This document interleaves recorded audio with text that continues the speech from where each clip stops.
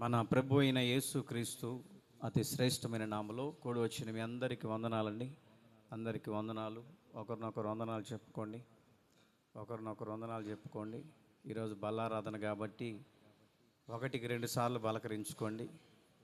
ఒకటికి రెండు సార్లు వందనాలు చెప్పుకోండి. ఎందుకంటే ఒకవేళ కోపం ఏమైనా ఉంటే పోతుంది. చెప్పుకోండి, ఒకరినొకరు వందనాలు చెప్పుకోండి.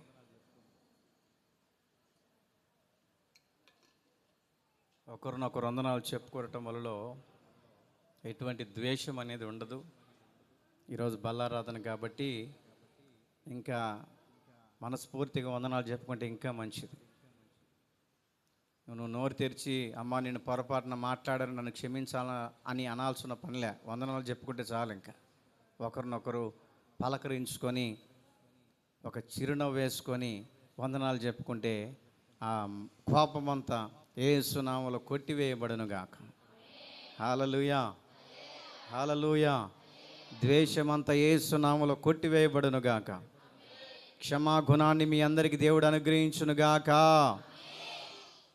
మంచిది ప్రియులారా, ఈ నెల దేవుడు నాకు ప్రేరేపించినటువంటి వాగ్దాన సందేశం,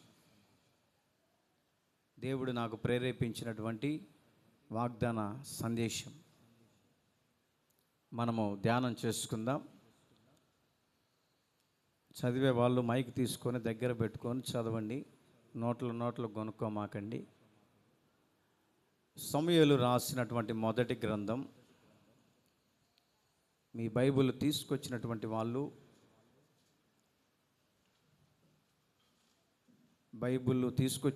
వాళ్ళు చదువు రానటువంటి వాళ్ళు పక్కన వాళ్ళతో చెప్పిన రెఫరెన్స్ తీపిచ్చుకోండి.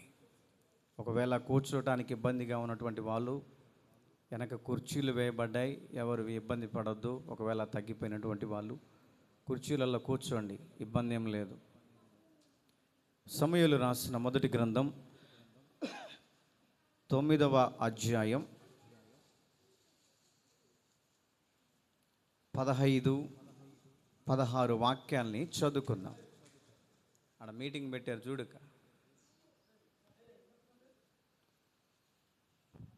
సమూయేలు రాసినటువంటి మొదటి గ్రంథం 9వ అధ్యాయం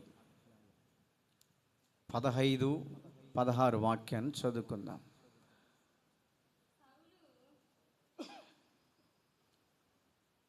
మైక్ పెట్టినైనా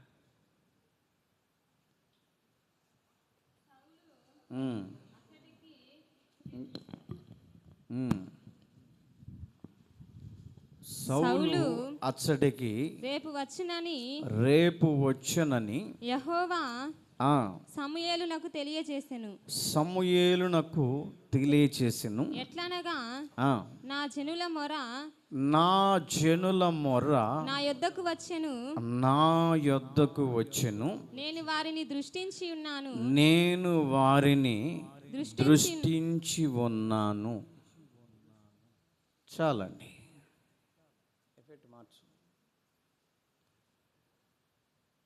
బైబిల్ తీసినటువంటి వాళ్ళు ఇప్పుడు చదివినటువంటి వాగ్దానం మీద చేయి పెట్టుకోనండి.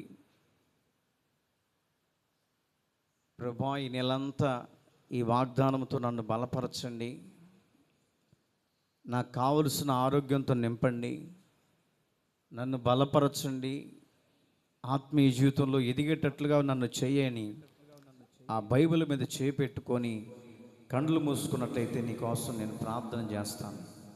మహాగణుడా, పరిశుద్ధుడా, ప్రేమగల తండ్రి, కృపగలిగిన దేవా, నీకు వందనాలు చెల్లిస్తూ ఉన్నాం.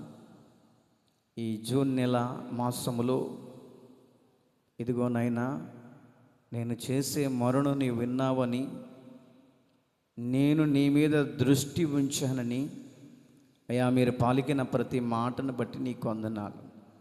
నీ కనుదృష్టి నా పైన ఉంచండి నాయన, నా కుటుంబం మీద ఉంచండి నాయన, నా పిల్లల మీద ఉంచండి నాయన, నా ప్రయాణాల మీద ఉంచండి తండ్రి. నీకు వందనాలు. ఈ నెలంతయు నీ కనుదృష్టితో అయ్యా, నీ పరిధిలో మమ్మల్ని ఉంచి బలపరిచి వాక్యం మా హృదయంలో, వాగ్దానం మా హృదయంలో స్థిరపరచబడినట్లుగా సహాయం చేయమని యేసు అతి పరిశుద్ధమైన నామములో ప్రార్థించి వేడుకొనుచు ఉన్నాము తండ్రి.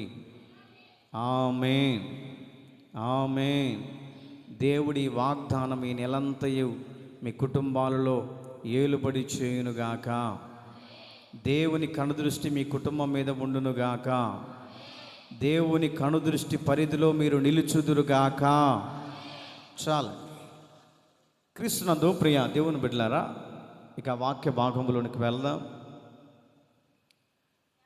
ఇక్కడ చెప్పబడినటువంటి వాగ్దానం ఏమిటి అంటే, ఎట్లనగా నా జనుల మొర్ర నా యొద్దకు వచ్చెను, నేను వారిని దృష్టి ఉంచి ఉన్నాను. నేను వారిని దృష్టి ఉంచి ఉన్నాను. ఎవరి విషయంలో ఇక్కడ మాటలు రాయబడి ఉన్నాయి? ఎవరిని ఉద్దేశించి అక్కడ వాగ్దానము చేయబడుతుంది అని మనము గమనిస్తూ ఉంటే, ఇశ్రాయేలీయుల ప్రజలు నడిపించే నాయకుడు లేక, పరిపాలించే నాయకుడు లేక, కష్టాలు తీర్చే నాయకుడు లేక, ప్రార్థించే నాయకుడు లేక, ఓదార్చే నాయకుడు లేక, కన్నీళ్లు తుడిచే నాయకుడు లేక, వారి కోసం మొరపెట్టే నాయకుడు లేక, దేవుని బిడలైనటువంటి ఇశ్రాయేలీయుల ప్రజలు దేవుని సన్నిధిలో మొరపెట్టడం ప్రారంభించారు. దేవుని సన్నిధిలో ప్రార్థించటం ప్రారంభించారు. దేవుని సన్నిధిలో వేడుకోవటం ప్రారంభించారు. ఎందుకో తెలుసా? ఇశ్రాయేలు ప్రజలు ఎవరయ్యా అంటే దేవుని చేత పిలువబడినటువంటి వాళ్ళు. ఇశ్రాయేలు ప్రజలు ఎవరు అంటే దేవుని ద్వారా ప్రత్యేకించబడిన వాళ్ళు.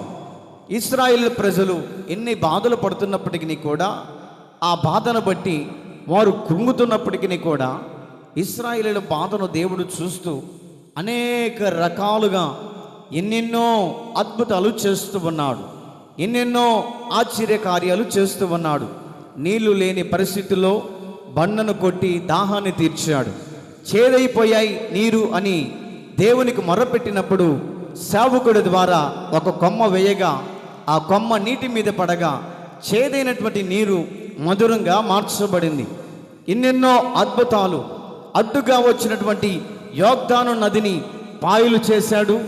అడ్డుగా వస్తున్నటువంటి ఎర్ర సముద్రాన్ని నార్మల్ స్థితికి తీసుకొచ్చాడు. ఆరిన నేలపైన ఇశ్రాయేలు ప్రజలని ముందుకు తీసుకొని వెళుతూ ఉన్నాడు. నా ప్రియా దేవుని బిడలరా, ఇశ్రాయేలులు ఎవరయ్యా అంటే దేవునికి మొరపెట్టేవారు, దేవునికి ప్రార్థించేవారు, దేవునికి అతి దగ్గరగా సమీపంగా ఉన్నటువంటి దేవుని దైవ జనాంగం అని పిలవవచ్చు. అటువంటి సందర్భాలలో ఇశ్రాయేలు ప్రజలు వారి యొక్క మొర్రను దేవుడు వినబోతున్నాడు. వారి యొక్క కష్టాన్ని దేవుడు చూడబోతున్నాడు. ఏమిటా కష్టం? ఏ ఇబ్బంది? ఎటువంటి నష్టాల్లో ఉన్నారు? ఎటువంటి ఇబ్బంది పడుతూ నడిపించబడుతున్నారని నా ప్రియ దేవుని బిడలారా, అక్కడ రాయబడినటువంటి మాటను గమనిస్తూ ఉంటే, ఎట్లనగా నా జనుల మొర్ర నా యొద్దకు వచ్చెను. నా జనుల మొర్ర నా యొద్దకు వచ్చెను. దేనికి మొర్ర పెడుతున్నారు అంటే, మమ్మల్ని పరిపాలించే నాయకుడు మాకు కావాలి, మమ్మల్ని ఓదార్చే నాయకుడు మాకు కావాలి, వాక్యం చెప్పే సేవకుడు మాకు కావాలి, తప్పు చేస్తున్నప్పుడు సరిదిద్దే సేవకుడు మాకు కావాలి, చెడు మార్గాలు నడిపించబడుతున్నప్పుడు ఇది చెడు చేస్తున్నటువంటి కార్యము మంచిది కాదని, ఇదే మంచి కార్యములో నడువని చెప్పే దేవుని సేవకుడు మాకు కావాలి. మమ్మల్ని నడిపించడానికి, మమ్మల్ని క్రమపరచడానికి, క్రమ పద్ధతిలో మమ్మల్ని నడిపించడానికి ఒక గొప్ప మాకు నాయకుడు కావాలని ఇశ్రాయేలు ప్రజలట దేవునికి మొరపెడుతున్నారంట. దేవునికి ప్రార్థన చేస్తూ ఉన్నారు. దేవునికి కన్నీళ్లు కారుస్తున్నారు.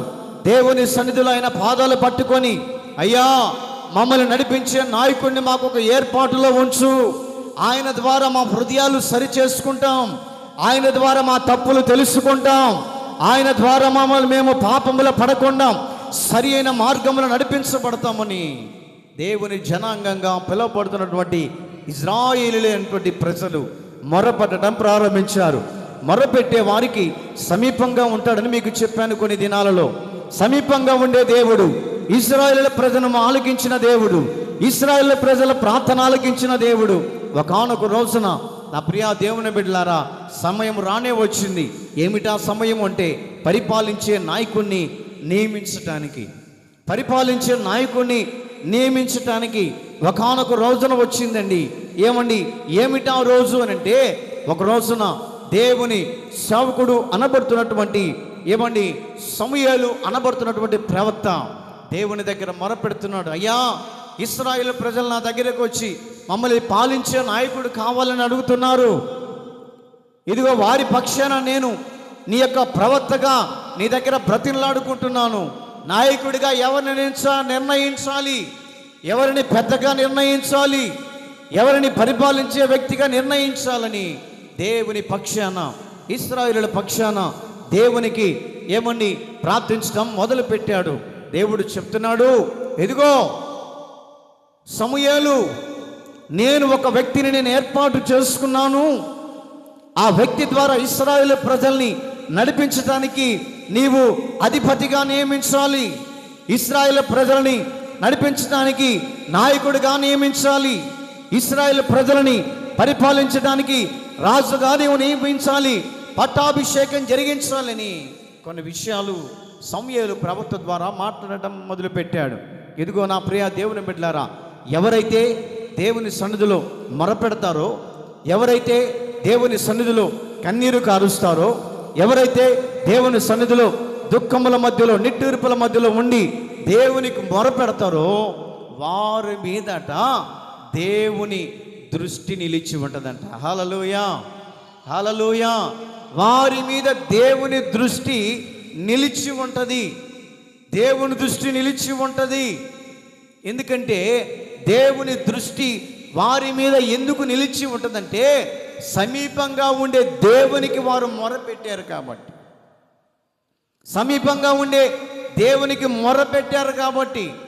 దేవుని సన్నిధిలో నా ప్రియ దేవుని బిడ్డలారా, ఆ యొక్క సమూయేలు సాక్షాత్తు దేవునితో మాట్లాడుతున్నటువంటి సందర్భాల్లో సమూయేలుతో దేవుడు చెప్తున్నాడు, ఇదిగో సమూయేలు, ఇదిగో గార్ధవములు కాసుకుంటున్నటువంటి వ్యక్తిని నేను తీసుకొని రాబోతున్నాను. గత జీవితం, ఆ వ్యక్తి జీవితం ఎలాగుందంటే, అరణ్యములోనికి వెళ్ళి, అడవిలోనికి వెళ్ళి, ఎడారి ప్రాంతములోనికి వెళ్ళి ఆ వ్యక్తి అట గాడిదలు కాసుకునే వ్యక్తి అంట. మందలుగా తీసుకొని వెళ్ళి, పచ్చిక బయలులోనికి తీసుకొని వెళ్ళి ఆడుగాడిదలు మగ గాడిదలు ఉండి సమృద్ధి కలిగినటువంటి మంద ఉండి గాడిదలు కాసుకుంటున్నటువంటి వ్యక్తి. అంటే ఒక మాటకు చెప్పాలంటే, దేవుని మనుషుల దృష్టిలో కూడా ఎన్నిక లేని వ్యక్తిగా నియమించబడ్డాడు.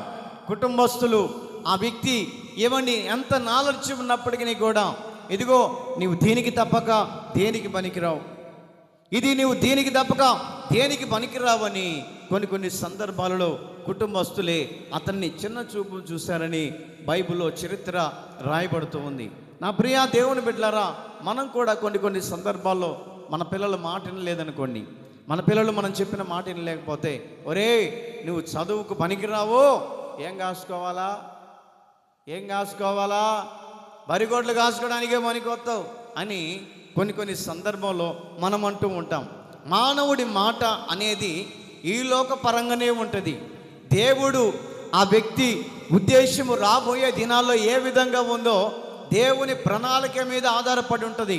నువ్వు చెప్పినంత మాత్రాన అతడు బరిగోడ్లు కాసుకోలేడు. నువ్వు చెప్పినంత మాత్రాన అతడు ఏదో పని చేసుకొని బతకలేడు. మనము చెప్పినంత మాత్రాన ఆ యొక్క యవనస్తుడి విధానము ఆ విధంగా మార్చబడదు. ఆ విధంగా దేవుని క్రమంలో ఆ బిడ్డ ఏ విధంగా రాబోయే దినాల్లో మంచి ఉద్యోగాలు చేయాలో, చదువులు చదవాలో, రాబోయే దినాల్లో తన భవిష్యత్తు బంగారు బాటగా నిలబడాలో ఆ ప్రణాళిక మనం వేయలేము. ఆ ప్రణాళిక ఎవరు వేస్తారంటే, దేవుని దృష్టి ఆ బిడ్డ మీద ఉంటే ఆ బిడ్డ భవిష్యత్తు రాబోయే దినాల్లో ఉన్నతమైన స్థలంలోనికి ఎక్కునుగాక. హల్లెలూయా, హల్లెలూయా. మనము అన్నంత మాత్రాన ఏమండి ఆ మాటలు మాత్రము ఈ లోకపరంగానే పనికి వస్తుంది. అతని యొక్క విధానములో ఏమండి దేవుని యొక్క ప్లాను, దేవుని యొక్క దృష్టి రాబోయే దినాల్లో ఏ పరిస్థితుల మధ్యలోకి తీసుకొని వెళ్ళాడో ఏమండి మానవులుగా మనం గుర్తించలేము, కానీ దేవుడు గుర్తిస్తాడు. దేవుడు గుర్తిస్తాడు. ఏమండి కుటుంబంలో కొన్ని సందర్భంలో మనం ఎన్నిక లేని కుటుంబంలో ఎన్నిక లేని వ్యక్తిని మనం గమనిస్తాం. కుమారునో కుమార్తెనో వాడు మాటినకునో ఏమండి అక్కడ ఇక్కడ తిరుగుతానో, తల్లిదండ్రుల మాటకు ఎదురు చూపుతానో, ఏమండి మనం కొన్ని సందర్భాల్లో ఏమండి వీడి పనికిరాడు, వీడి దేనికి చేత కాదు, వీడు మాటినట్లేదు, వీడు అట్టయిపోతాడు ఇట్టయిపోతాడు మన అన్నంత మాత్రాన వాడు అట్ట అయిపోడు. ఒకానొక రోజున ఒకవేళ వాడు తెలిసి తెలియక చేస్తున్నటువంటి తప్పిదాలను బట్టి కూడా దేవుడు చూసి ఒక టైం వచ్చినప్పుడు వారు మార్పులను తీసుకొని వెళ్ళి, నీ కుటుంబంలోనే ఎన్నిక లేదు, ఈ వ్యక్తికి మంచి పేరు లేదు, ఈ కుమారుడికి మంచి పేరు లేదు, వీడు చెడు అలవాట్లో తిరిగాడు, వీడు చెడు బానిసలో తిరిగాడు, వీడు దేనికి పనికిరాడు అనుకుంటున్నావు చూడు, దేనికి పనికిరాడు అనుకుంటున్నావు చూడు, వాణ్ణే దేవుడు ఉన్నతమైన స్థానంలోనికి ఎక్కిస్తాడు. హల్లెలూయా, హల్లెలూయా. కారణం ఏంటంటే దేవుడు వాని మీద దృష్టి ఉంచాడు. మనుషులలో ఎన్నిక లేని వ్యక్తిగా ఉండవచ్చు, మనుషులలో మార్పులు లేని వ్యక్తిగా ఉండవచ్చు, మనుషులలో మార్పు చెందని వానిగా ఉండవచ్చు, మనుషులలో ఏమండి పాపానికి అంటుకట్టబడి వాడిగా ఉండవచ్చు, మనసులో చెడ్డ పేరు తెచ్చుకునే వారిగా ఉండవచ్చు, మనుషులలో దూషించబడే వ్యక్తిగా ఉండవచ్చు, మనుషులలో ఏ ఘోషణ కూడా ఇతనిలో మంచి లేదని మనం అనుకుంటున్నప్పటికీ కూడా దేవుని ప్లాన్లు, దేవుని దృష్టి ఆ బిడ్డ మీద ఉంటే రాబోయే దినాల్లో ఏమండి అతనికి ఉన్నటువంటి ఆ చెడు అలవాట్లు, చెడు మాటలు, చెడు ఏమండి తిరుగుళ్ళు, దేవుడు ఒకనొక టైం వచ్చినప్పుడు దానికి ఫుల్ స్టాప్ పెడతారంట. హల్లెలూయా, హల్లెలూయా. ఈ యొక్క వ్యక్తిని మనం గమనిస్తూ ఉంటే అరణ్యములో గాడిదలు కాసుకుంటున్నాడు. ఏమండి వందల గాడిదలు ఉన్నాయి, వేల గాడిదలు ఉన్నాయి. ఏమండి తనకు కలిగినటువంటి ఆ గాడిదలను బట్టి ఎంతో ఆస్తి ఉంది.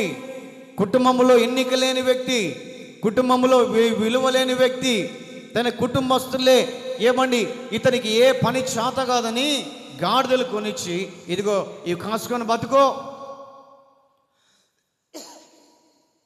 ఇది కాసుకొని నువ్వు బతుకు అని తల్లిదండ్రులు కూడా కుమారుడి విషయంలో చేతులు వదిలిపెట్టినటువంటి స్థితి. కానీ దేవుని ప్రణాళిక ఆ గాడిదలు కాసుకున్నటువంటి వ్యక్తిని తీసుకొని వచ్చి రాజుగా చేయాలని, రాజుగా అభిషేకించాలని, రాజుగా ఏమని నియమించి ఇశ్రాయేలు ప్రజలను పరిపాలించే నాయకుడిగా చేయాలని దేవుడు ఆ వ్యక్తి మీద తలంపు కలిగి ఉన్నాడంట. ఎవరయ్యా ఆ వ్యక్తి అంటే ఏమండి ఇశ్రాయేలు ప్రజలను నడిపించడానికి నాయకుడిగా నియమించబడిన వ్యక్తి ఎవరయ్యా అంటే దేవుడు చెప్తున్నాడు, ఇదిగో సమూయేలు ప్రవక్త అరణ్యములో గాడిదలు కాసుకుంటున్నాడు ఒక వ్యక్తి. ఎవరు దృష్టిలో యోగ్యుడిగా ఎంచబడలేదు, ఎవరి దృష్టిలో మంచి పేరును సంపాదించుకోలేదు, ఎవరి దృష్టిలో మంచి విధానంలో నడిపించబడిన వ్యక్తి కాదు, మనుషుల దృష్టిలో యోగ్యుడిగా లేకుండా అయోగ్యత జీవితాన్ని జీవించిన వ్యక్తిని నేను కోరుకుంటున్నాను,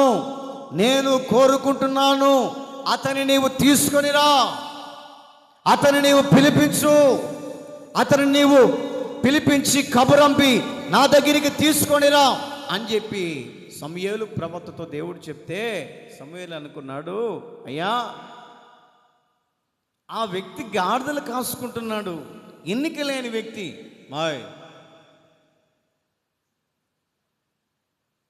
ఎన్నిక లేని వ్యక్తి, సభ్య సమాజంలో తిరిగే వ్యక్తి కూడా కాదు, మంచి పేరు కూడా లేదు, వాళ్ళ కుటుంబస్తులే చేయొదిలేశారు, ఎందుకయ్యా అతనితోటి అంటే దేవుడు అంటున్నాడు, ఇదిగో ఆ ఎన్నిక లేని వ్యక్తి నాకు కావాలి. హల్లెలూయా, హల్లెలూయా. ఆ ఎన్నిక లేని వ్యక్తి నాకు కావాలి, ఆ ఎన్నిక లేని వ్యక్తి ద్వారానే నా పనిని నేను జరిగిస్తాను, ఆ ఎన్నిక లేని వ్యక్తి ద్వారానే నేను నాయకుడిగా నియమించి ఇశ్రాయేలు ప్రజలను పరిపాలించే దైవ జ్ఞానాన్ని నేను ఇవ్వబోతున్నాను. ఒక పక్క సమూయేలు అంటాడు, ఆ వ్యక్తి ఎందుకులే ప్రభా నా మాట విను అంటే, ఇదిగో నేను చెప్పిన మాట నివ్వను, నేను చెప్పిన మాటని విను. సరేనని చెప్పి దేవుడు చెప్పిన మాటకు జవాబు చెప్పకూడదు కాబట్టి, ఎదురు తిరగకూడదు కాబట్టి ఏమండి నా ప్రియ దేవుని బిడ్డలారా, కబురు పంపారంట వాళ్ళ కుటుంబస్తులకి. ఇదిగో ఆ వ్యక్తిని, గాడిదలు కాసుకుంటున్నటువంటి వ్యక్తిని తీసుకొని రమ్మను అని చెప్పగానే ఆ వ్యక్తి ఆశ్చర్యపడుతున్నాడు. నన్నెవరు పిలుస్తారు? మా తల్లిదండ్రులే నన్ను చేయి వదిలేశారు. నన్నెవరు పిలుస్తారు? మా బంధువులే నన్ను వదిలేశారు. ఏదో అడవిలోనికి వెళ్ళి ఏమండి ఆ అడవిలోకి వెళ్ళి గాడిదలు కాసుకొని బతుకుతున్నాను, నాతో ఏం పని? ఆ గొప్ప దైవజనుడు నన్ను పిలవటమా? ఆ ప్రవక్త నన్ను పిలవటమా? ఆ ప్రవక్త ద్వారా నేను దేవుని పిలుపులోనికి రావటమా అని ఎన్నిక లేని వ్యక్తి ఆలోచన చేస్తున్నాడు. ఏమిటి ఆశ్చర్యం? ఏమిటి మిరాకిల్?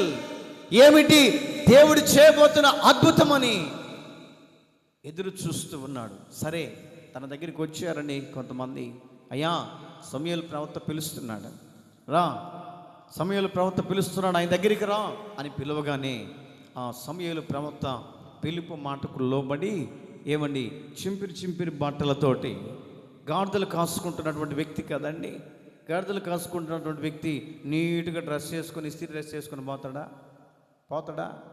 పోడు. ఏమండి ఒక పక్క ఏమండి బాటిల్ ఉంటుంది, నీళ్లు తాగే బాటిల్ తగిలించుకుంటాడు. మరొక పక్క కర్ర చేతులు ఉంటుంది. ఏమండి మరలా కండవ వేసుకొని ఏమి ఎన్నికలేని వ్యక్తిగా కనపడుతున్నాడు. మనుషుల దృష్టిలో ఎన్నికలేని వ్యక్తిగా కనపడుతున్నప్పటికీ కూడా అతడు తీసుకొని వస్తున్నప్పుడు అతడు ఎదురుగా వస్తూ ఉంటేనంట దేవుని స్వరం వినపడుతుంది. ఇదిగో సమూయేలు, ఎదురుగా వస్తున్నటువంటి వ్యక్తి ఎవరో తెలుసునా? ఇశ్రాయేలు ప్రజలని నాయకుడిగా నియమించబోతున్నాను, ఇశ్రాయేలు ప్రజలని అధిపతిగా నియమించబోతున్నాను. నీ దగ్గర ఉన్నటువంటి తైలపు కొమ్ములను తీసుకొని ఆ వ్యక్తి తల మీద పోయి, హల్లెలూయా హల్లెలూయా, ఆ వ్యక్తి తల మీద పోయి ఒకటి రండి, చిన్నగా నడుచుకుంటారా అని చూసారా ఎట్టున్నాడు? కటింగ్ బలె కొట్టించాడు. ఆడ కొట్టించాడు? నాకు చెప్పు నాయన, నేను కొట్టించుకుంటా. బ్రహ్మాండంగా ఉంది. చూడటానికి ఇతను నార్మల్ పొజిషన్లో ఉన్నాడు. అతన్ని నేను హేళనకరంగా మాట్లాడట్లేదు, బైబిల్లో ఉన్న మాటను ఉద్దేశించి చెప్తున్నాను. చూస్తే ఈ వ్యక్తి నార్మల్గా ఉన్నాడు. జనాలందరూ చూస్తున్నారు, ఎదురు చూస్తున్నారు. ఎవరు మాకు నాయకుడు, ఎవరు మాకు నాయకుడిగా నిలబడాలని ఏమండి చూస్తూ ఉంటే, ఏమండి ఆ సమూయేలు దగ్గర ఉన్నటువంటి అసిస్టెంట్స్ వాళ్ళు తీసుకొని వస్తుంటే అందరూ విచిత్రంగా చూస్తున్నారంట. ఆ నుంచి గేట్ దగ్గర నుంచి ఆయనను నడుచుకుంటా చిన్నగా నడుచుకుంటారా ఆంగ్రా అందరూ ఆయనకి వెళ్ళి చూడండి, అబ్బా ఏముంది నడకూడదు. జనాలందరూ విచిత్రంగా చూస్తున్నారంట. ఏంటి, ఇశ్రాయేలు ప్రజలను నడిపించడానికి ఇతడా అధిపతి? కనీసం అధిపతికి ఉండవలసినటువంటి కనీసం ఇస్త్రీ బట్ట కూడా లేదే, కనీసం తల అన్ని విధాలుగా నూనె అంటుకోలేదే, టక్కు చేసుకోలేదే, షూ వేసుకోలేదే, మేకప్ వేసుకోలేదని జనాలందరూ ఇశ్రాయేలు ప్రజలంట విచిత్రంగా చూస్తున్నారు. ఒక మాట చెప్పనా, ఎన్నిక లేని వ్యక్తి బలమైన జనం అవుతాడంట. హల్లెలూయా హల్లెలూయా. ఈ వ్యక్తి మనుషుల దృష్టిలో ఎన్నిక చేయబడిన వ్యక్తి అయినప్పటికీ కూడా దేవుని దృష్టిలో అంట బలమైనటువంటి జనంగా మార్చబడతాడు. కారణం ఏంటంటే మనుషుల దృష్టిలో ఆ వ్యక్తి ఎన్నిక చేయబడకపోయినా కూడా దేవుని దృష్టిలో ఈ వ్యక్తి ఎన్నిక చేయబడ్డాడు కాబట్టి అతడు బలమైన జనంగా మార్చబడతాడు, బలమైనటువంటి జనంగా మార్చబడతారు.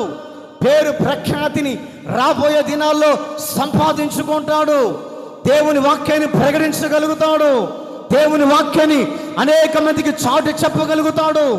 ఎక్కడ కూర్చున్నా కూడా దేవుని మాటలు వివరించేటట్లుగా దేవుడు ఆ విధమైనటువంటి పరిస్థితుల మధ్యలోకి ఆ వ్యక్తిని తీసుకువెళ్ళటానికి గల కారణం ఏంటంటే ఎన్నిక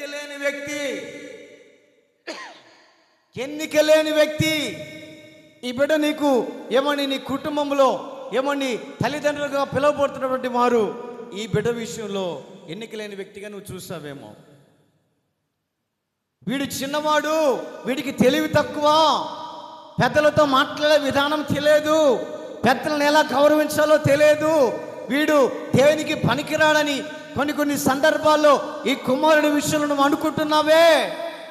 దేనికి ఉపయోగపడడు, సభ్య సమాజంలో పలకరించడానికి కూడా ఉపయోగపడడు అని, చదువులో దేనికి ఉపయోగపడ్డని నువ్వు అనుకుంటున్నావే. ఆ యొక్క ఎన్నిక లేని వ్యక్తిని దేవుడు బలమైన జనముగా చేయునుగాక. హల్లెలూయా, హల్లెలూయా. ఈ వ్యక్తి నడుచుకుంటూ వస్తూ దగ్గరికి వచ్చినప్పుడు దేవుని ఆత్మ ప్రేరేపిస్తుంది సమూయేలుతో. దేవుని ఆత్మ ప్రేరేపిస్తుంది సమూయేలుతో, సమూయేలు నీకు ఎదురుగా వస్తున్నటువంటి ఆ వ్యక్తిని నీవు అభిషేకించు. నీ దగ్గర ఉన్నటువంటి తైలపు కొమ్మును తీసుకొని ఆ బిడ్డను అభిషేకించు, ఆ బిడ్డను అభిషేకించు. నీ మీద ఉన్నటువంటి అభిషేకం ఆ బిడ్డ మీదకి దిగి వచ్చేటట్లుగా నూనె పోసి అభిషేకించు. దేవుని స్వరం వినపడుతుంది. ఒక పక్క అధైర్యపడిపోతున్నాడు సమూయేలు. ఎందుకో తెలుసా? ప్రభువా, ఈ వ్యక్తి ఏ ఘోషణ నాయకుడిగా నియమించబడడానికి ఏ అర్హత లేవు ప్రభువా. దేవుడు అంటాడు, ఇదిగో నేను చెప్పిన మాట విను, నేను చెప్పినట్టు విను. నీ దృష్టిలో ఎన్నిక లేని వ్యక్తే కావచ్చు, నా దృష్టిలో బలమైన చిన్నంగా మార్చబడుతున్నాడు అని ఒకే ఒక మాట దేవుని గద్దింపు సమూయేలుకు వినపడగానే ఇక చేసేది ఏమి లేక తన తైలపు కొమ్ములో ఉన్నటువంటి ఏమని నూనె తీసుకొని అభిషేకిస్తున్నాడు. చొట్టండి గట్టిగా, చప్పలు కొట్టండి గట్టిగా. హల్లెలూయా, హల్లెలూయా, హల్లెలూయా, హల్లెలూయా, హల్లెలూయా. తన అభిషేకం ఎప్పుడైతే ఏమని తన తల మీద పడుతుందో ఆత్మతో నింపబడుతున్నాడంట, పరవశంతో నింపబడుతున్నాడంట, దేవుని శక్తి చేత నింపబడుతూ ఏమండి దేవుని ఆత్మతో నింపబడుతూ అన్య భాషలు మాట్లాడుతున్నారంట, అన్య భాషలు మాట్లాడుతున్నారంట. అన్య భాషలు మాట్లాడుతూ ఉండగానే పరలోకం నుంచి దేవుని స్వరం వినపడుతుంది. ఇదిగో నా ఆత్మ సంచారం ఈ బిడ్డ మీదకి దిగి వస్తూ ఉంది, నా ఆత్మ నింపుదల ఈ బిడ్డ మీదకి దిగి వస్తుంది, నా ఆత్మ ఆ యొక్క వర్షం ఈ బిడ్డ మీదకి దిగి వస్తుందని ఆత్మ శక్తి కలిగిన వాడు, ఆత్మ తీవ్రత కలిగిన వాడు, అన్య భాషలు మాట్లాడుతూ దేవుని గద్దింపుకు లోబడిన వాడై ఏమండి తన శక్తిని కోల్పోయి పరిశుద్ధాత్మ శక్తిని పొందుకొని ఏమండి అనేక మంది, వేల మంది ప్రజల మధ్యలో, లక్షల మంది ప్రజలు మధ్యలో అభిషేకంతో నింపబడుతూ ఆ అభిషేకం ఆ బిడ్డను ధైర్యపరుస్తూ అభిషేకపు వర్తమానముతో, అభిషేకపు బలముతో నింపబడుతూ భాషలు మాట్లాడుతూ ఉన్నాడంటండి. అతని ఆత్మ అతనిలో నిలబడక ఏమండి తన పరిశుద్ధాత్మ నింపుదలతోటి గంతులు వేస్తున్నాడు, భాషలతో మాట్లాడుతున్నాడు. అభిషేకం పొందుకున్నటువంటి ఆ దైవజనుడు దేవుని బలమును పొందుకున్న దైవజనుడు లోకములో ఎన్నిక లేని వ్యక్తిగా నియమించబడిన దైవజనుడు, లోకములో ఏ ఘోషణ కూడా దేవునికి మనుషులకు ప్రయోజనకరమైనటువంటి విధానంలో లేని వ్యక్తి విషయంలో కూడా ఆ వ్యక్తిని చూస్తూ ఉంటే బలమైన అభిషేకము ఆ బిడ్డ మీదకి దిగి వస్తూ ఉంటే దేవుడు చెప్తున్నాడు, ఇదిగో సమూయేలు, నేను వారి మీద దృష్టి ఉంచాను. కొట్టు, చప్పట్లు కొట్టు. హల్లెలూయా, హల్లెలూయా. ఎన్నిక లేని వ్యక్తి అనుకున్నావు కూడా ఆ వ్యక్తి మీద నా దృష్టి ఉన్నది, నా కళ్ళ దృష్టి ఉన్నది. ఈ బిడ్డను నేను అభిషేకిస్తున్నాను, అనేక మందికి తండ్రిగా నియమిస్తున్నాను, అనేక మందికి అద్భుతాలు చేసేవారిగా నియమిస్తున్నాను, అనేక మందిని స్వస్థపరిచేవారిగా నియమిస్తున్నాను, అనేక మందిని పరిపాలించే విధంగా నియమిస్తున్నాను, లక్షల మంది ప్రజలను నడిపించే నాయకుడిగా నేను నియమిస్తున్నానని దేవుని అభిషేకం ఎవరి మీద నిలిచిందో తెలుసా?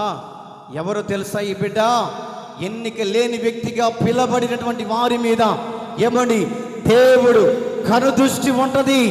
ఎవరయ్యా ఈ వ్యక్తి అంటే సౌలుగా మార్చబడ్డాడు. హల్లెలూయా, హల్లెలూయా. గాడిదలు కాసుకునే వ్యక్తి అండి, గాడిదలు కాసుకునే వ్యక్తి అండి, గాడిదలు కాసుకునే వ్యక్తి తీసుకొని వచ్చి దేవుడు అభిషేకించి రాజుగా నియమించాడండి. రాజుగా నియమించబడ్డాడు. అనేక మంది ఇశ్రాయేలు ప్రజలు అప్పటి వరకు తన హృదయంలో కరువైపోయినటువంటి నాయకుడు లేడని ప్రార్థనాత్మను కోల్పోయారు. నాయకుడు లేడని సమస్యలిపోయారు. నాయకుడు లేడని నీరసలిపోయాడు. నాయకుడు లేడని కొంతమంది భక్తిని వదిలిపెట్టి లోకములో కలిసి వెళదామని కంకణం కట్టుకున్నటువంటి ఇశ్రాయేలు ప్రజను మొర్రను దేవుడు విన్నాడట. ఈ రోజున నా ప్రియ దేవుని బిడ్డలారా, ఎన్నో సంవత్సరాలుగా నువ్వు మొరపెట్టావేమో ఆత్మీయ దైవజనులు కావాలని. మా సంఘాన్ని పరిపాలించే సేవకుడు మాకు ఆత్మపూర్ణమైనటువంటి దైవజనుడు కావాలని ఎంతమందో మొరపెట్టారు. గడిచిన దినాలలో ఎంతోమంది ఏడ్చారు. మా సంఘము నీరసల్లిపోతుందని, ఆత్మలు దిగజారిపోతున్నాయని, అక్కడికి ఇక్కడికి సంఘాన్ని వదిలిపెట్టి వెళుతున్నారని మీరు మొర్రపెట్టినటువంటి మొర్రను దేవుడు విని, దేవుడు నన్ను ఈ యొక్క ప్రాంతములో, దేవుడు నన్ను ఈ యొక్క ఉపదేశపు క్రమములో, దేవుడు నన్ను ఈ ప్రాంతంలోనికి తీసుకొని వచ్చి దేవుని కను దృష్టి పరిధిలో ఈ రోజున మీకు అప్పగించాడు. హల్లెలూయా, హల్లెలూయా. దేవుని సేవకుడు ఇక్కడికి వచ్చాడంటే ఏదో వాళ్ళ మాటలు విని వీళ్ళ మాటలు విని ఏదో ప్రయోజనం ఉంటుందని, ఏదో లాభం ఉంటుందని, ఏదో ధనాన్ని సంపాదించుకోవాలని ఏ గోశాన కూడా ఆలోచన చేసి రాలేదు. ఏ గోశాన ఆలోచన చేసి రాలేదు. ఆత్మను సంపాదించాలన్నటువంటి భారముతోటి, ఆత్మల విషయములో ఆసక్తి కలిగి నశించిపోతున్న వారిని వెదకి రక్షించాలని, దేవుని మందిరములో స్థిరపరచాలని, దేవుని మందిరములో కట్టాలని, దేవుని మందిరములో ఉపదేశములతో మిమ్మల్ని ఆనందింప చేయాలని, ఉపదేశములతో మిమ్మల్ని ఉద్దేశింప చేయాలని, ఉపదేశములతో మిమ్మల్ని దేవుని వాక్యముతో ఊరేగించాలని, ఉపదేశ వాక్యములతో దేవుని సన్నిధిలో పరలోక రాజ్యానికి తీసుకొని వెళ్ళాలన్నటువంటి ఆలోచనతో దేవుని దృష్టి ఈ సేవకుడి మీద నిలబట్టి దేవుని దృష్టి నా మీద నిలిచి ఉండబట్టి మీరు చేసిన మొర వ్యర్థము కాలేదండి. మీరు మొరపెట్టినటువంటి మొర వ్యర్థము కాలేదు. చాలామంది అనుకున్నారు ఇక సంఘము మూతపడిపోద్ది, జనాలు రాకపోతే ఏముందండి సంఘం, జనాలు రాకపోతే సంఘం ఏముంది, ప్రజలు మందిరానికి రాకపోతే సంఘం మూతపడతాయి. ఎన్నో చోట్ల నేను చూశాను, ఎన్నో చోట్ల చూశాను. ఆదివారం పూట తాళాలు వేసి ఉంటాయి, కిటికీలో నుంచి చూస్తే గబ్బిలాలు తిరిగి ఉంటాయి, కిటికీలో నుంచి చూస్తే బోసు పట్టి ఉంటాయి గబ్బిలాలు, బల్లులు. కొన్ని సంఘాలు చూసినప్పుడు ఎంతో బాధేస్తుంది. అయ్యో, ఇంత మందిరము వెలకట్టి కట్టుకున్నారు కానీ సరైన విశ్వాసులు లేకుండా పోయారే, సరైనటువంటి దేవుని సేవకుడు లేకుండా పోయాడే అని ఎన్నో సంఘాలు చూశానండి, మూతబడిన సంఘాలు. చాలామంది సంఘ విషయంలో కూడా ఎంతోమంది అనుకున్నారు ఇక ఎవరు రావట్లేదు కదా, మూతేసుకుంటే బాగుంటుంది అనుకున్నారు. దేవుడు మీరు చేసినటువంటి మొరను విన్నాడు. హల్లెలూయా, హల్లెలూయా. మీరు చేసిన మొరను దేవుడు విన్నాడు. మేమందరము సంఘములో చేర్చబడాలి, ఆది అపోస్తుల పాదలో నిలిచి ఉండాలి, ఉపదేశముతో కూడిన వాక్యాల ద్వారా మేము బలపరచబడాలని, మీరు కార్చిన కన్నీరు వృధాగా పోకుండా నాలాంటి అభిషేకంతో నింపబడినటువంటి సావుకుడిని తీసుకొని వచ్చి నాలాంటి సావుకుడి మీద దేవుని దృష్టి నిలపబట్టి ఈ రోజున మీరందరూ నిలిచి ఉన్నారు. ఇక్కడ నేను రాకముందు ఎంతమంది ఉన్నారండి చూస్తే 10 మంది, నేను వచ్చిన కొత్తలో 10 మంది, 5 మంది. ఎంతో బాధేసేది, ఏంటబ్బా ప్రభువా, ఇంత గ్రామము, ఇంతమంది, ఇన్ని కుటుంబాలుండి సంఘం కట్టుకున్నారు. ఏ గోశాన కూడా ప్రజలు లేరే. ఆ రోజున నేను కంకణం కట్టుకున్నాను. ఏ విధము చేతనైనా దేవుని దగ్గర నేను మొరపెట్టాలి, ఈ సంఘాన్ని డెవలప్ చేయాలి, ఈ సంఘం కొరకు ప్రార్థన చేయాలి, ఈ సంఘం కొరకు ప్రాణం పెట్టడానికైనా ఎన్ని కష్టాలు వచ్చినప్పటికీ కూడా, ఎన్ని గొడవలైనప్పటికీ కూడా, ఎంతోమంది ఎదురు తిరిగినప్పటికీ కూడా, ఎంతోమంది ఎన్ని మాటలు అన్నప్పటికీ కూడా వాటన్నిటిని తుడుచుకొని ముందుకు వెళ్ళగలుగుతున్నానంటే దేవుని కనుదృష్టి నా మీద ఉంది. హల్లెలూయా, హల్లెలూయా. ఎవరు పడితే వాళ్ళు నిలబడలేరు. అన్న మాటలు మామూలు మాటలు కాదు, భయంకరమైన మాటలు. ఇంకొక సేవకుడైతే పారిపోతాడు, నాకెందుకు వచ్చిన గొడవరనైనా, వాళ్ళతో అనిపించుకోవాల్సిన అవసరం నాకేంది అని వెళ్ళిపోతాడు. కానీ దేవుడి దృష్టిలో నేను ఉన్నాను కాబట్టి, దేవుని కనుదృష్టి పడిలో నేను ఉన్నాను కాబట్టి ఈ సంఘం మీద దేవుని రక్తం ప్రోక్షించబడుతుంది. హల్లెలూయా, హల్లెలూయా. ఎన్నిక లేని వ్యక్తి అండి సౌలు. ఎన్నిక లేని వ్యక్తి అండి, ఎన్నిక లేని వ్యక్తిని దేవుడు తీసుకొని వచ్చి ఇశ్రాయేలు ప్రజల్ని పరిపాలించే నాయకుడిగా చేశాడట. అక్కడ రాయబడినటువంటి మాటను నేను బాగా గమనిస్తూ ఉంటే, ఎట్లనగా నా జనుల మొర నా యొద్దకు వచ్చెను, నా జనుల మొర నా యొద్దకు వచ్చెను. కింద కదులుతున్నాయి ప్లెగ్గు. ఇశ్రాయేలు ప్రజలు మొర పెట్టినటువంటి మొర్రను దేవుడు విన్నాడంట అండి.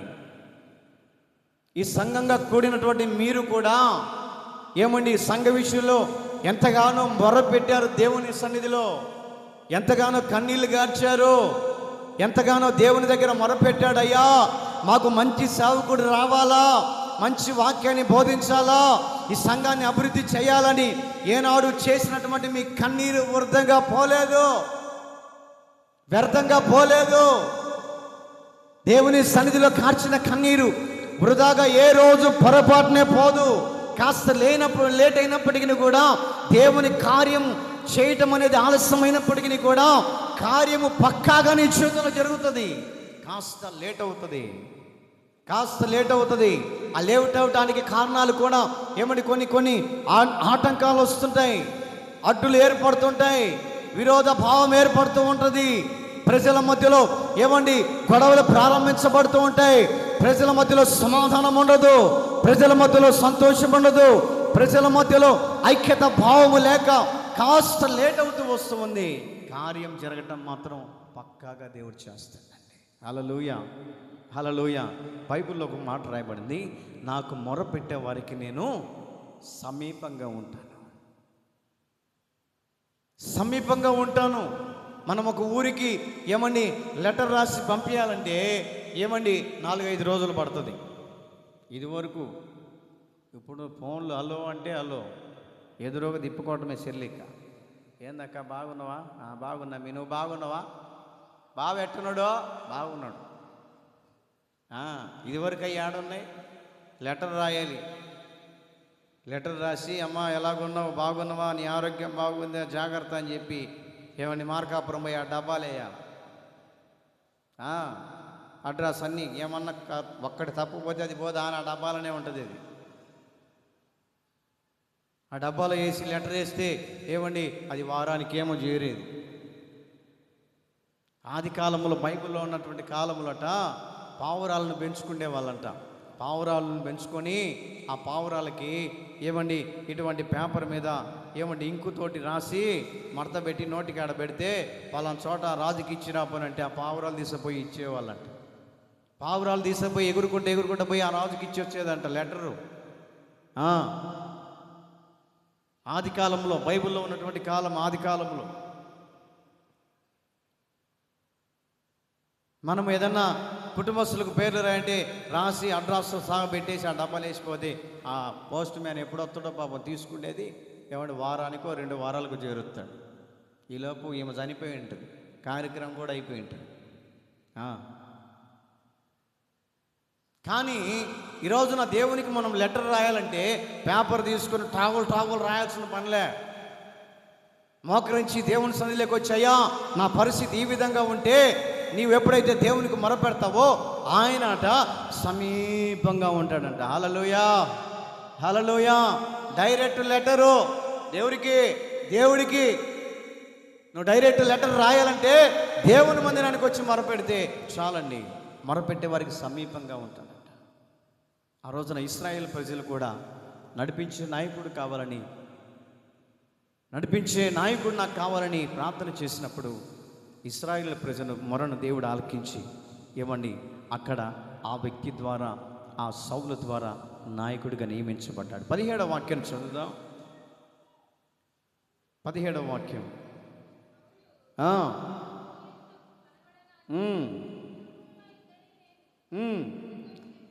ఇతడే నేను చెప్పిన మనిషి. ఎవరు అంటే ఎన్నిక లేని వ్యక్తి అండి. నేను చెప్పినటువంటి వ్యక్తిని, ఇతడే, ఈ సౌలును అభిషేకం చేయి,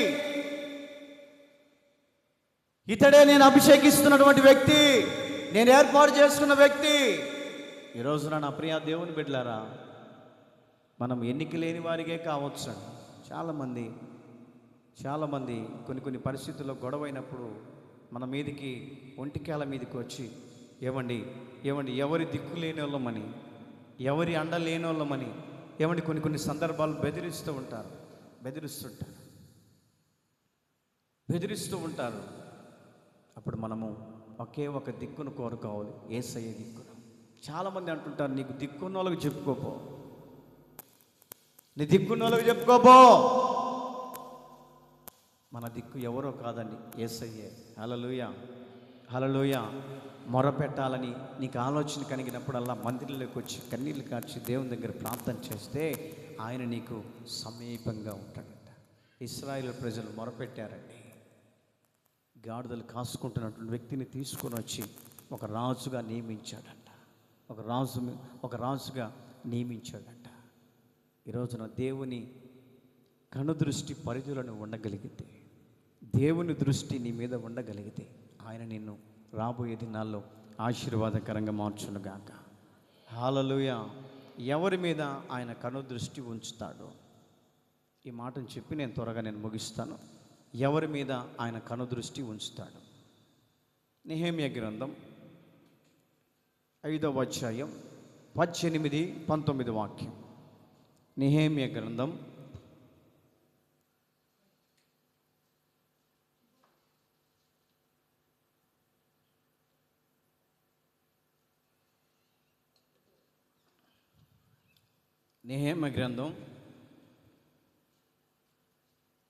5వ అధ్యాయం 18వ వాక్యం.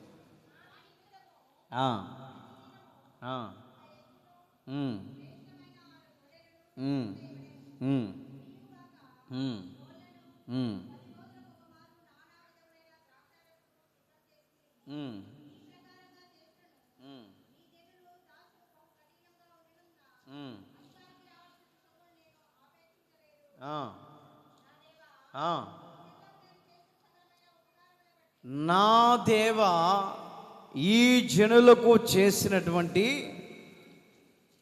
చదువుమా,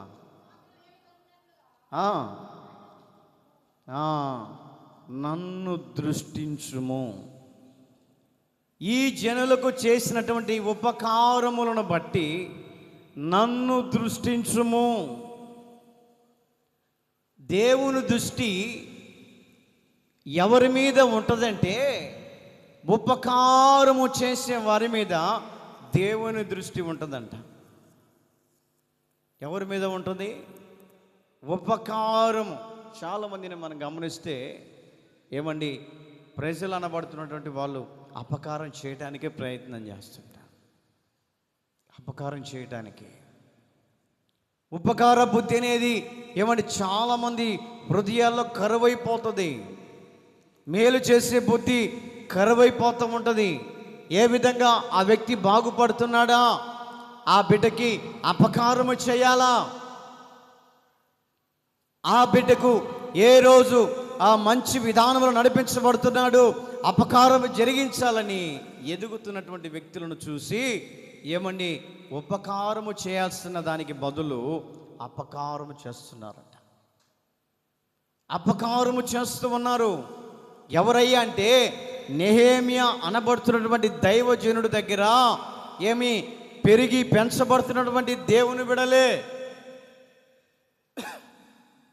ఆయన అనేక మందికి సహాయం చేస్తున్నప్పటికీ కూడా తనకు కలిగినటువంటి దానిలోనే అతనికి ఏమంటే తనతో పాటు ఉన్నటువంటి వాళ్ళందరికీ సహాయం చేస్తున్నా కూడా ఆ వ్యక్తి విషయంలోనట అపకారాన్ని తలపెట్టడానికి ముందుకు వస్తున్నారంట.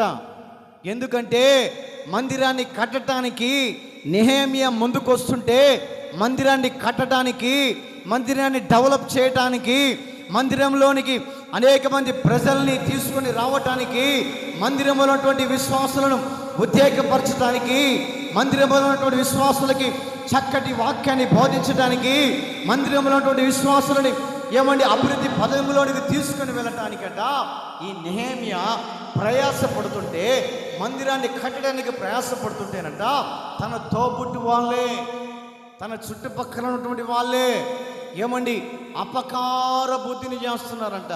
దగ్గరికి వచ్చి అంటున్నారంట, అయ్యా ఆ మందిరం విషయంలో నీకెందుకు, ఆ మందిరం విషయంలో నీకెందుకు, నీ పని నువ్వు చూసుకోవచ్చు కదా, ప్రజలు ఉన్నారు కదా, ప్రజలు చూసుకుంటారు, వాళ్ళు కట్టుకుంటారులే, నీకెందుకని ఏమని నెహెమ్యా అనబడుతున్నటువంటి దైవజనుడిని అణిచివేయటానికి ప్లాన్ చేస్తున్నారంట. అణిచివేయటానికి ప్లాన్ చేస్తున్నాడంట. ఎక్కడి నుంచి వచ్చావు కదా, నీకెందుకు ఆ మందిర విషయంలో, నీకెందుకు ఆ మందిర విషయంలో, వాళ్ళు చూసుకుంటారులే అని ఏమండి పనులు చేస్తున్నటువంటి వారిని, మందిరానికి వస్తున్నటువంటి వారిని, మందిరానికి ఏమండి సహకరిస్తున్నటువంటి వారినట ఆ నెహెమ్యా చుట్టూ ఉన్నటువంటి వాళ్ళందరూ ఏమండి చేతులు పట్టుకొని గుంజుతున్నారంట. యాడికి నువ్వు పోయేది, యాడికి నువ్వు పోయేది, నువ్వు ప్రార్థనకు పోతే నువ్వు బాగుపడవా, వీళ్ళు బాగుపడరు, ఎట్లా బాగుపడరు, బాగుపడేవాడిని బాగుపడనీయరు. ప్రార్థనకి వెళ్ళే వారిని ఏమండి ప్రార్థనకి వెళుతుంటే, ఎందుకు ఈరోజు నువ్వు ప్రార్థనకి వెళ్ళటము, పలానా చోట పనింది పోదాంపా, పలానా చోట పలానా అవసరం అది పోదాంపా అని ప్రార్థనకి వెళ్ళే వ్యక్తిని ఏమండి ఒక గుంపు వెనక్కి లాగుతుంటారు. వారు డెవలప్లోనికి రారు, వారు అభివృద్ధి చెందరు, చెందేవారిని కూడా లాగుతూ ఉంటారు. ఆత్మీయ జీవితంలో ముందుకు వెళ్ళేవారిని కూడా వెళ్ళనివ్వకుండా ఏమండి వెనుకంజ వేస్తూ ఉంటారు. ఈ యొక్క బుద్ధి ఎలాంటిదంటే ఉపకారం చేయాల్సినటువంటి బుద్ధి అపకారం చేస్తున్నారు. ఎవరయ్యా అంటే నెహెమ్యా చుట్టూన్నటువంటి వాళ్ళే, నెహెమ్యా చుట్టూన్నటువంటి వాళ్ళే. దేవుడు ఉపకారము చేసే వారి మీద నా దృష్టి ఉంచుతానని దేవుడు చెబుతుంటే, వీరు దేవుని దృష్టి పరిధిలో ఉండకూడదు, దేవుని దృష్టి విధానంలో నడవకూడదు, దేవుని పరిధిలో నడవకూడదు, ఇతను బాగుపడకూడదు, దేవుల్లో నడవకూడదు అన్నటువంటి ఆలోచనతో ఒక గుంపంట ఏమండి వారిని ఆటంకం చేస్తూ ఉంటారంట. చాలామంది ఏమండి వచ్చే వాళ్ళని చెడగొడతా ఉంటారు, వచ్చే వాళ్ళని చెడగొడుతుంటారు. ఆడికి ఆ ప్రార్థనకు పోతున్నావా, ఆ పాస్టర్ మంచివాడు కాదులే, ఆ పాస్టర్ మంచివాడు కాదులే, ఎందుకు పోవటము అని ఈ అక్క చెప్పగానే ఈమె ఆలోచన చేస్తుంది. ఇంకా అప్పుడు దాకా ప్రశాంతంగా ఉంది. మంచోడో కాదో దేవునికి తెలుసు, మంచోడో కాదో దేవునికి తెలుసు. మనుషులు ఏం చేస్తారంటే తీర్పు తీరుస్తూ ఉంటారు, తీర్పు తీరుస్తూ ఉంటారు. తీర్పు తీర్చడానికి మనం ఎవరమే? ఏమండి ప్రార్థనకి వెళ్ళే వ్యక్తులని కొంతమంది ఏం చేస్తారంటే వీళ్ళకేం పని పాట ఉండదు. ఇంకా ఈ మొఖాలు ఏ రోజు ప్రార్థనకు పోయిన మొఖాలు కాదు, వాక్యమైన మొఖాలు కాదు. ఏమండి మందిరానికి వెళ్ళి 10 రూపాయలు మార్చి చిల్లరేసి కానుక ఇచ్చినటువంటి ముఖం కాదు. ఏమండి ఏ రోజు ధారాళంగా కానుక ఇచ్చిన ముఖం కాదు. ఏ రోజు సేవకులు ఎదురుపడితే వందనాలు చెప్పిన ముఖం కాదు. ఏ రోజు సేవకుడు వాక్యానికి లోబడి హృదయాన్ని సరిచేసుకున్న అన్నటువంటి మార్గంలో ఉండే ముఖం కాదు. ఎప్పుడు చూసిన తొమ్మనాడుతూ ఉంటుంది. కొందరు ముఖాలు చూడాలా, కొందరు ముఖాలు చూడాలి. ఎప్పుడు చూసినా ఏమండి ఎప్పుడు చూసినా అప్పుడే ఆమ్లెట్ వేసినటువంటి ముఖంలాగా కనపడుతుంది. కొంతమంది ఆమ్లెట్ వేయమంటే చెప్పాలా. మా చిన్న కూతురుంది, ఆమ్లెట్ వేయమంటే మొత్తం నల్లగా మార్చిపెట్టింది. అప్పుడే ఆకలితో వచ్చిన మధ్యాహ్నం ఆకలి అవుతుంటే ఆమ్లెట్ వేయమనంటే ఏమండి అప్పుడప్పుడు ఉల్లిగడ్డలు కోసి ఏమండి ఆమ్లెట్ వేసి పెడితే ఆడ పెట్టినది బాత్రూంలో దూరింది, అది వచ్చేసరికి నల్లగా అయిపోయింది. కొందరి ముఖాలు కూడా ఏమండి కల ఉండదు, కొందరి ముఖాల్లో కల ఉండదు, ఎప్పుడు చూసినా కూడా తుమ్మలాడుతూ ఉంటుంది, ఆనందం ఉండదు. పేరుకు మాత్రం సంతోషమ్మ. ఏ అమ్మా? పేరుకు మాత్రం సంతోషమ్మ. ఆ సంతోషమ్మ ముఖంలో కలే ఉండదు, మాడిపోయిన ఆమ్లెట్ లాగా. ఆదివారం వస్తుంది, దేవుని మందిరానికి వెళ్దామే అన్న ఆలోచన ఉండదు. ఎప్పుడు చూసినా కూర తెచ్చుకుందామా, తిందామా, ఇంట్లో వండుకున్నామా, గురకలు పెట్టి. నా కుటుంబాల్లో ఏ విధమైనటువంటి ఆశీర్వాదాలు ఉంటాయండి?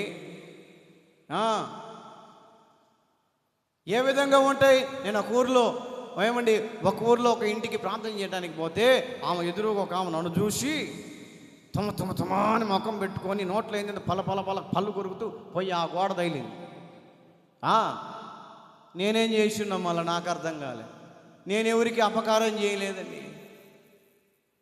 ఆడుతూ ముఖం పెట్టుకొని పళ్ళు పటపటపడా కొరికి ఎదురొచ్చిండ్రా దుర్మార్గోడు అని చెప్పేసి ఏమండి ఆ గోడ తగిలేసరికి ఏమండి ఆ స్పీడ్ మీద గోడ తగిలేసరికి గోడ ఇరిగి కట్టిందిట.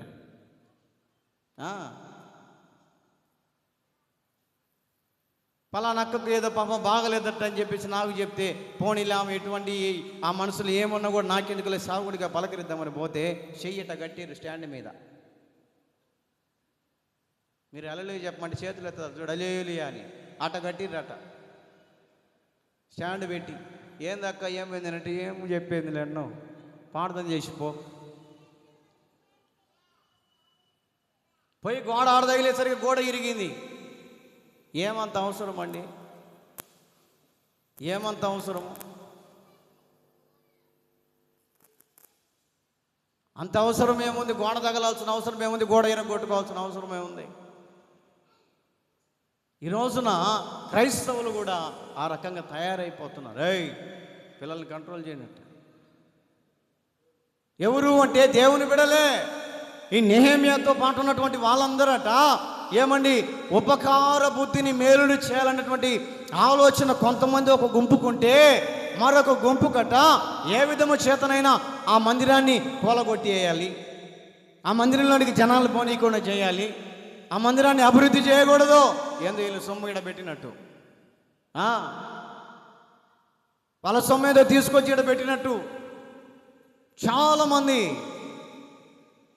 దేవుని మందిరాన్ని ఎవరైనా చెరపాలనుకుంటే, సావుకునిగా చెప్తున్నాను, దేవుని మందిరాన్ని ఎవరైనా చెరపాలనుకుంటే వారిని ఖచ్చితంగా దేవుడు చెరుపుతాడు. హల్లెలూయా, హల్లెలూయా. ఖచ్చితంగా వారిని చెరుపుతాడు. బైబిల్లో ఒక మాట రాయబడింది, నన్ను ముట్టినవాడు నా కన్నుగొడ్డును ముట్టినట్టే. దేవుని మందిరము జోలి కానీ దేవుని సేవకుడు జోలి కానీ ఎవరైనా లేచి నిలబడి విరోధంగా ప్రవర్తిస్తే వారి కోట గోడలు దేవుడు కూల్చేస్తాడు. ఎంతోమంది కళ్ళ ఎదురుకు చూసా నేను. దేవుని మందిరంలోనికి వచ్చి ఎదురుపడి దేవుని సంఘాన్ని చెరపాలని, దేవుని సేవకుల్ని పాడు చేయాలని, ఏమండి చెరపాలని ఇచ్చేసినటువంటి కుటుంబాలు చాలా మంది చూశాను. అదొక పాతాళానికి వెళ్ళిపోయారు, నష్టపోయి ఉన్నారు. ఆర్థికంగా ఆస్తుల పరంగా నష్టపోయారు. ఎందుకు చెప్తున్నాను అని అంటే, దేవుని సేవకుడిగా ఎందుకు ఈ మాట చెప్తున్నానంటే బాధతో చెప్తున్నాను. ఏమండి చేతనైతే సంఘాన్ని కట్టాల కానీ సంఘాన్ని కోల్చకూడదు. నీ చేతనైతే 4 ఆత్మలు సంపాదించాలి కానీ ఆత్మలను ఆర్పకూడదు. చేతనైతే సంఘానికి సహకరించాలి కానీ సంఘ అభివృద్ధి కోసం నీ చేయి కూడా వేయాలి కానీ సంఘ నాశనాన్ని నువ్వు కోరుకోకూడదు. అది మన కుటుంబాలకే నష్టమని సేవకుడిగా చెప్తున్నాను. అది మన పిల్లలకి ఏమండి శాపంగా మార్చబడతారని సేవకునిగా చెప్తున్నాను. మన కుటుంబాల తరతరాల శాపాన్ని అనుభవిస్తాం. దేవుని సంఘాన్ని పాడు చేయకూడదు. దేవుని సంఘాన్ని పాడు చేయకూడదు. ఆ నెహెమ్యా చుట్టుపక్కల ఉన్నటువంటి వారందరూ కూడా అపకార బుద్ధిని తలపెట్టడానికి ప్లాన్ చేస్తున్నప్పుడు ఈ నెహెమ్యా అట ఉపకార బుద్ధిని కలిగించి మేలు చేయడానికి ప్రయత్నిస్తుంటే దేవుని దృష్టి వారి మీద దేవుడు నిలిపాడంట. హల్లెలూయా, హల్లెలూయా. ఎవరైతే సంఘం కోసం పోరాడతారో,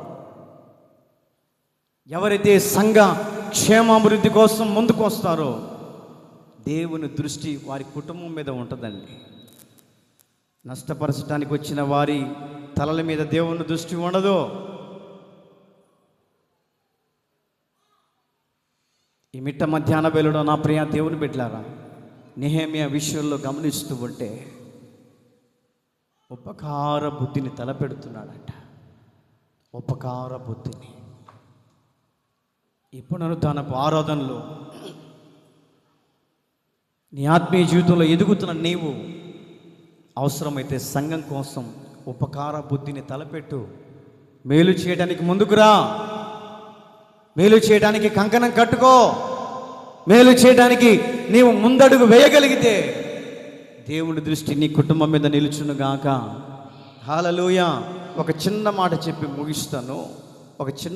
చెప్పి ముగిస్తాను. సౌలు దావీదును ఎన్నోసార్లు చంపాలని ప్లాన్ చేశాడండి. ఎన్నోసార్లు చంపాలని ప్లాన్ చేసినప్పటికీ కూడా దావీదును దేవుడు ఆలోచన చెప్పి తప్పించుకుంటూ వస్తూ ఉన్నాడు. తప్పించుకుంటూ వస్తూ ఉన్నాడు. ఒకానొక రోజున సౌలు కుమారుడైనటువంటి యోనాతాన్ దేవునికి ఆ దావీదుకి ఎంతో ఇష్టానుసారుడంటండి. సౌలు దావీదుని ఎన్నోసార్లు చంపాలని ప్రయత్నం చేసినప్పటికీ కూడా దేవుడు దృష్టి ఆ యొక్క దావీదు మీద ఉంది కాబట్టి ఆ అపాయం అనేది దరిచేరనివ్వకుండా కాపాడుకుంటూ వచ్చాడు. ఒక రోజున సౌలు ఇశ్రాయేలు ప్రజల్ని పరిపాలించడానికి తన టైం అయిపోయిన తర్వాత దావీదు పరిపాలించడానికి ఆధిపత్యాన్ని తీసుకున్న తర్వాతట సౌలు దావీదుకు అపకారము చేసినప్పటికీ కూడా దావీదు ఉపకార బుద్ధిని చూపిస్తున్నాడు. ఏమిటా ఉపకార బుద్ధి అంటే, సౌలు కుమారుడైనటువంటి యోనాతానును పిలిచి నాయనా, ఇదిగో మీ కుటుంబానికి మీ యొక్క నాన్న నాకు ఆ యొక్క అపాయము తలపెట్టినప్పటికీ కూడా మీ కుటుంబం మీద నేను ప్రేమ కలిగి ఉన్నాను. ఇదిగో మీ కుటుంబంలో ఎవరైనా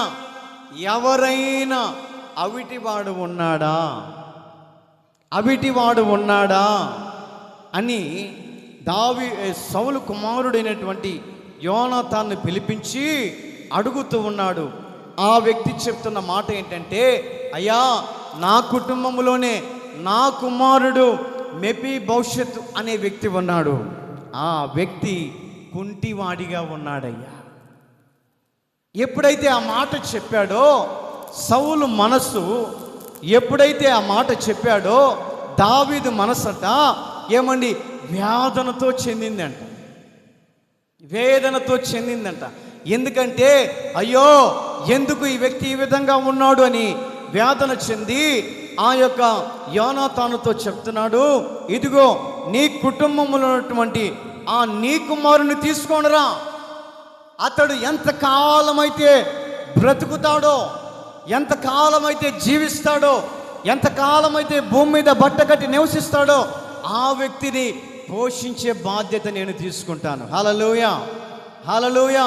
ఎవరి మాట చెప్తున్నారంటే, సౌలు దావీదుకు అపకారము చేసినప్పటికీ కూడా సౌలు మనమడైనటువంటి మెఫీబోషెతు విషయంలో అతన్ని పిలిపించు.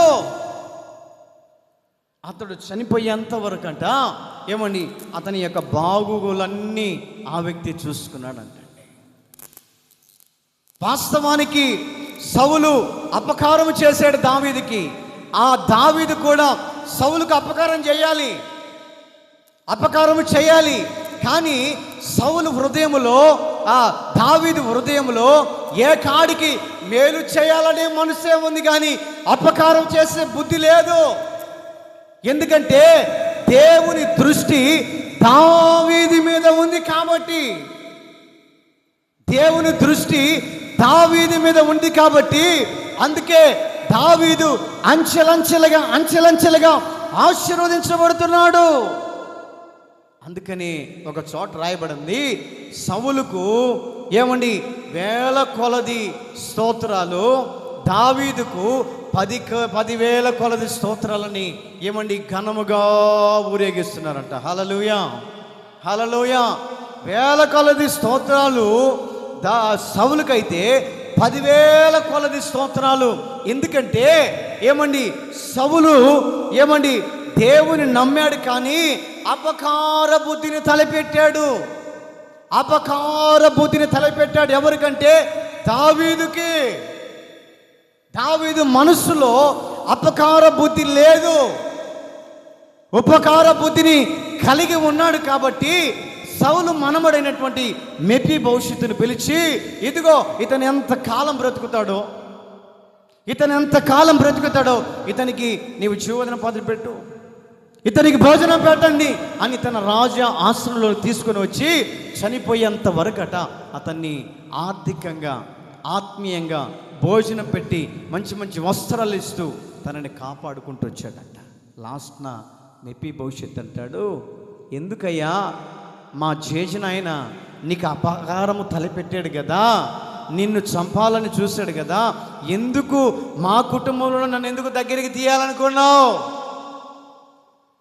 ఎందుకు మమ్మల్ని దగ్గరికి తీయాలనుకున్నామని ఆ యొక్క మెఫీబోషెతు అడుగుతున్నాడంట.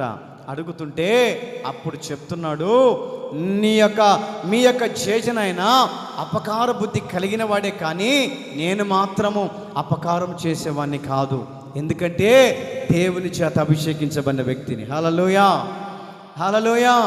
నేను ఎవరిని అంటే దేవుని చేత అభిషేకించబడిన వ్యక్తిని. అందుకనే దేవుని దృష్టి నా మీద ఉంది. ఒకవేళ నా ప్రియ దేవుని బిడ్డలారా, దేవుని మందిరానికి వస్తున్న సంఘ విశ్వాసమైనా కావచ్చు, అవసరమైతే మేలు చేయటానికే ముందుకు రావాలి. అవసరమైతే నీకు చేతనైనంత వరకే నువ్వు సహాయం చేయాలి. ఏమండి అపకార బుద్ధిని నువ్వు తలపెడితే అది మన కుటుంబానికే నష్టమని సావుకునిగా చెప్తున్నాను. అపకార బుద్ధిని తలపెట్టకూడదు, అపకార బుద్ధిలోనికి మనం వెళ్ళకూడదు. చేతనైతే 10 రూపాయలు అడిగారా, ఇదిగో నా దగ్గర 5 రూపాయలు ఉన్నాయి తీసుకొని ఇవ్వు. 5 రూపాయలు అడిగారా, ఇదిగో నా దగ్గర 2 రూపాయలు ఉన్నాయని చెప్పి తీసుకొని ఇవ్వు. కానీ అపకారం చేయటానికి ప్రయత్నం చేయకూడదు. నెహెమ్యా పరిచర్యలో కడుతున్న సంఘానికి అపకారం చేయాలని వచ్చారు. ఎంతోమంది నష్టపోయారు, ఎంతోమంది దేవునికి దూరం అయిపోయారు, నష్టపాలైపోయారు. మన ఆత్మీయ జీవితం, మన కుటుంబం కూడా అటువంటి నష్టాలు పాలు కాకూడదన్నటువంటి ఆలోచనతో నేను ఈ సేవకునిగా మిమ్మల్ని బ్రతిలాడుకుంటున్నాను. చేతనైనంత వరకు మేలు చేయటానికి ముందుకెళ్దాం.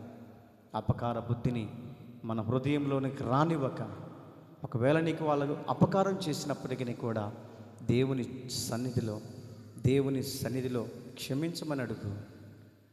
దేవుని సన్నిధిలో వారి విషయంలో దేవునికి చెప్పు, అయ్యా వారిని క్షమించు, తెలిసి తెలియక మాట్లాడారు, తెలిసి తెలియక చేశారు, తెలిసి తెలియక అపకార బుద్ధిని తలపెట్టారు, వారిని కూడా ఒక రోజున మార్చని దేవుని సన్నిధిలో మొరపెట్టగలిగితే దేవుని దృష్టి మీ కుటుంబాల మీద, దేవుని దృష్టి మీ పిల్లల మీద, దేవుని దృష్టి మీ యొక్క యజమానుల మీద నిలిచి ఉండునుగాక.